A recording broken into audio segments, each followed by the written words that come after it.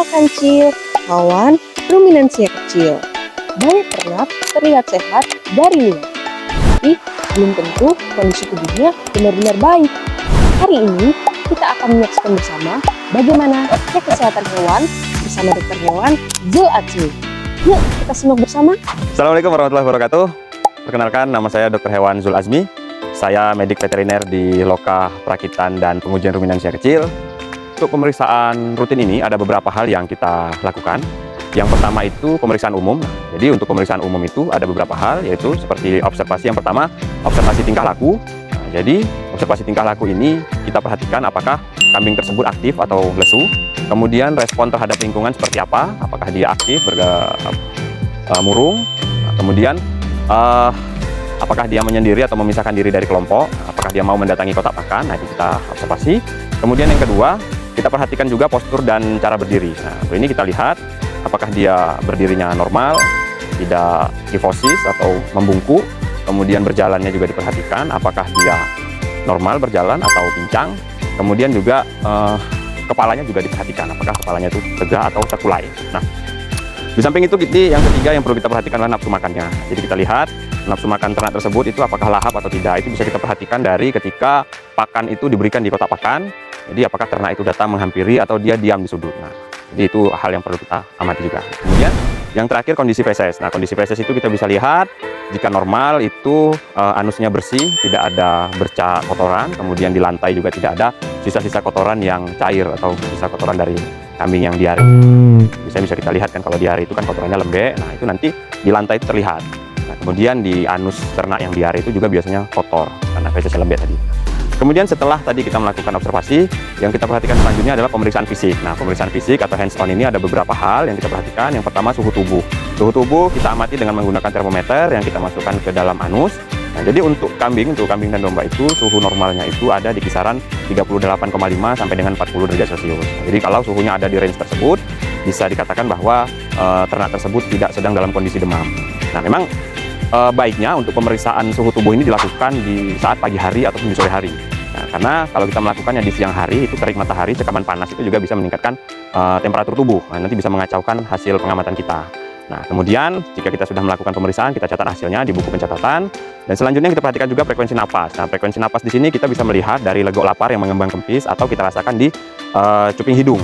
Kita rasakan. Nah, jadi kalau normalnya itu untuk kambing itu ada kisaran 15 sampai 30 kali per menit. Nah, itu kemudian kita catat.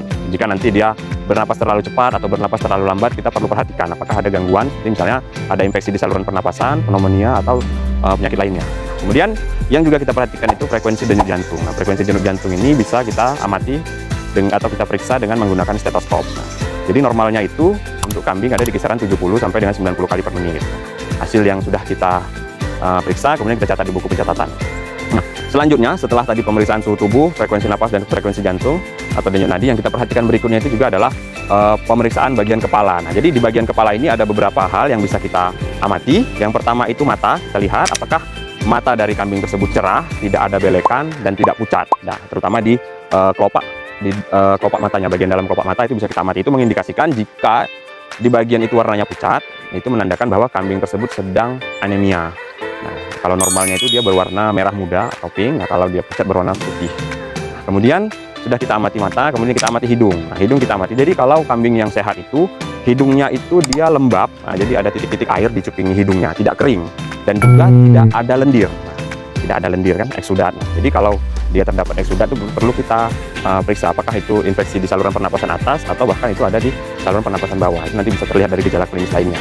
Nah, kemudian kita juga memeriksa mulut. Nah, mulut ini kita periksa apakah ada luka, ada kropeng, sariawan, atau ada luka tusukan di di dalam rongga mulutnya. Nah, kemudian kita juga bisa mencium apakah ada aroma bau busuk dari mulutnya. Nah, itu biasanya mengindikasikan sedang ada atau tidaknya infeksi di dalam rongga mulut. Nah, kemudian yang terakhir kita juga periksa mukosa mata. Mukosa mata tadi, bagian mata itu kita melihat apakah kambing tersebut mengalami anemia atau tidak. Itu untuk beberapa hal yang kita lakukan pemeriksaan di bagian kepala. Kemudian setelah kita melakukan pemeriksaan di kepala, kita juga melakukan pemeriksaan pada bagian kulit dan rambut. Nah, kulit dan rambut ini cukup kita melihat apakah bulunya kilat atau kusam. Nah, kemudian apakah ada luka, ada kropeng di bagian kulitnya. Kemudian juga turgor kulitnya. Nah, turgor kulit itu dia memeriksanya dengan cara kulit di bagian yang longgar itu kita tarik, kemudian kita lepas. Ya, untuk ternak yang normal, dia biasanya turgor kulit itu, jadi kulit itu ketika ditarik dia langsung kembali. Tapi ketika ternak-ternak yang mengalami dehidrasi berat, itu ketika turgor kulit itu kita tarik, itu kembalinya cukup lama. Nah, itu mengindikasikan bahwa ternak tersebut mengalami dehidrasi. Nah, itu untuk pemeriksaan kulit dan rambut. Kemudian yang selanjutnya itu kita juga untuk kambing betina, itu kita melakukan pemeriksaan ambing. Nah, terutama pada indukan yang sedang menyusui, apakah ada peradangan. Nah, kalau dia sedang menyusui, bahkan kita harus periksa kondisi susunya, apakah masih normal atau bahkan sudah mengalami peradangan mastitis. Itu nanti dapat terlihat dari kondisi fisik dari air susunya. Nah, kemudian selanjutnya itu kita juga melakukan pemeriksaan pada bagian kuku. Nah, jadi pada kuku ternak ini perlu juga kita jaga. Jadi kalau dia ada yang panjang, tidak seimbang, itu harus dipotong. Nah, karena kuku yang dibiarkan terus-menerus tumbuh itu dan tidak seimbang, itu bisa menyebabkan pada tulang kakinya itu jadi tidak simetris. Nah, bisa nanti dia melengkung ke dalam atau keluar karena posisi berdirinya yang tidak seimbang akibat dari kondisi kuku yang tidak pernah dipotong tadi. Dan tidak lupa semua tindakan yang kita lakukan mulai dari pemeriksaan awal kemudian sampai dengan pengobatan itu semua kita dokumentasikan. Nah, baik di dalam bentuk buku atau sudah dalam bentuk digital. Artinya apapun tindakan yang kita lakukan itu perlu kita dokumentasikan karena itu menjadi riwayat rekam medik dari ternak tersebut.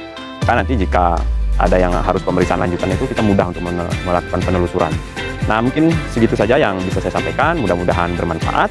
Jika ada lebih kurang, saya mohon maaf. Wabillahi taufiq wal hidayah. Assalamualaikum warahmatullahi wabarakatuh.